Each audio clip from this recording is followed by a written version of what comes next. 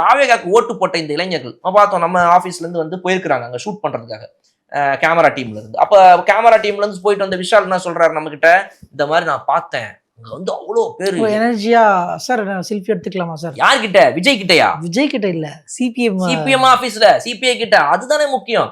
அங்க போனவங்க எல்லாருமே சிபிஎம் ஆபீஸ்ல வந்து கடைசியா கூட்டம் சேர்ந்தது வந்து பல வருடங்களுக்கு அப்புறமா நல்லக்கண்ணு அவர்களுடைய மறைவுக்காக கூட்டம் சேர்ந்துச்சுப்பா, அவ்வளவுதான். அதுலயும் இளைஞர்கள்லாம் அவ்வளவு பெருசா வந்ததா பார்க்கல அப்படின்னு சொன்னது போய் இன்னைக்கு கம்யூனிசம் ஆபீஸ் இங்கதான்.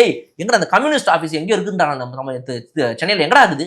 இங்கே தான்டா நம்ம டி நகர்ல இருக்குது. எங்க போடு கம்யூனிஸ்ட் ஆபீஸ் இங்கே தான், வா போலாம் அப்படின்னு அந்த அட்ரஸை முதல்ல மேப்ல தேட வச்சிருக்காங்கல்ல, அது ஒரு மாற்றம்ன்ற.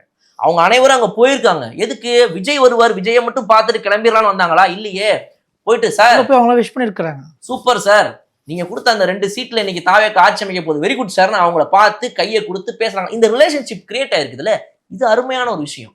அப்ப இந்த பாதையை நோக்கி சரியான இடத்துல தாவேக்கா இந்த ஒரு நாள் 2 நாட்கள் மட்டும் இல்லாம இந்த 5 வருடமும் இந்த பாதையிலேயே எடுத்துட்டு போனார் விஜய் அவர்கள் அப்படின்னா அற்புதமா இருக்கும் நம்ம தமிழ்நாடு.